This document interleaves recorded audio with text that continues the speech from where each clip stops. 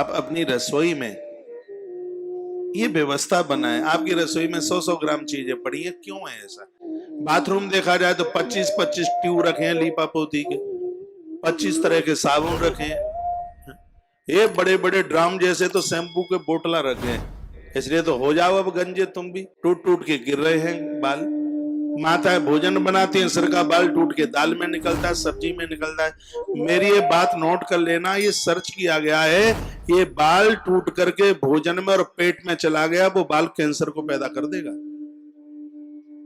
माताएं कहती हैं कि हमें इतना अपमानित क्यों कहा जाता है, क्या आफत आ गई है कि भोजन में हमारा बाल।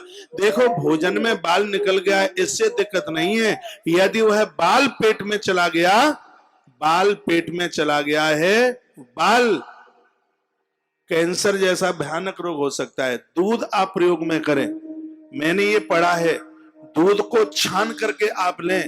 गौ माता के दूध में यदि बाल पेट में चला जाता है, उसका परिणाम गौ माता का मांस पेट में पहुंचाने के बराबर अपराध है उसका। लेकिन ये बात तो तब पता चलेगा जब ये ग्रंथ पढ़ेंगे हम। हमारे पूर्व के लोग कितने होशियार थे, इसलिए चलनी रखते थे, वो छालनी इसलिए रखते थे। अब तो बहुत कम घर होंगे जिनमें दूध छाना जाता हो, ऐसे ही पटक देते हैं बस। अब वो चाय तो इसलिए छान लेते हैं क्योंकि उसके ऊपर वो लीदा सा होता है, इसलिए, नहीं तो वो उसको भी ना छाने। और मैं वीर रस की कथा करूं तो भी तू रोवे, और रोने वाली कथा करूं तो रोना ठीक है, लेकिन और समय भी तू रोती रहती है। तो कहती है, महाराज क्या बताऊं पंडित जी, महाराज मेरे घर में एक बकरा था और मुझे इस बात की चिंता है वो तुम्हारी तरह ही चिल्ला चिल्ला करके दुनिया छोड़ के चला गया, तुम भी पता नहीं चिल्ला चिल्ला के न चले जाओ।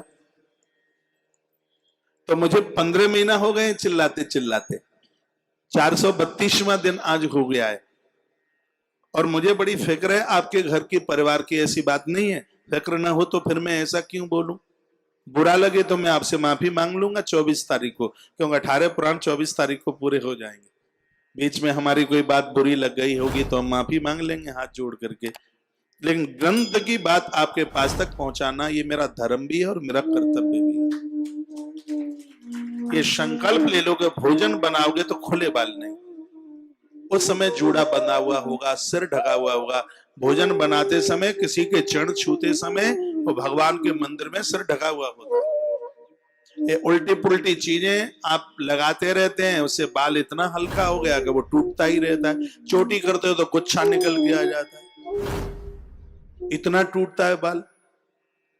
तुम्हारा पूरा घर ही टूटे हुए बालों से भरा रहता है। बाथरूम देख लो तो वो भरा है, बेडरूम देख लो तो वो भरा है। और बहुतों माताएं भगवान को सुंदरकांड हाथ में,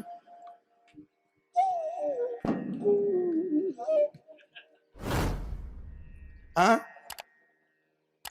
एक हाथ से बाल भी सुखा रही है और एक हाथ से वो सुंदरकांड भी कर रही है। सुंदरकांड में अक्षर कम है, टूट के बाल ज्यादा है उसमें। ये देखा है हमने, ये तो देखी हुई बात बोल रहे हैं। ऐसा क्यों कर रहे हैं आप? ऐसा मत कीजिए। भगवान के लिए बढ़िया भोग बनाओ, और बड़ी शुद्धता के साथ, बड़ी पवित्रता के साथ, ऐसा लगे कि गिरिराज भगवान का 56 भोग लग रहा है।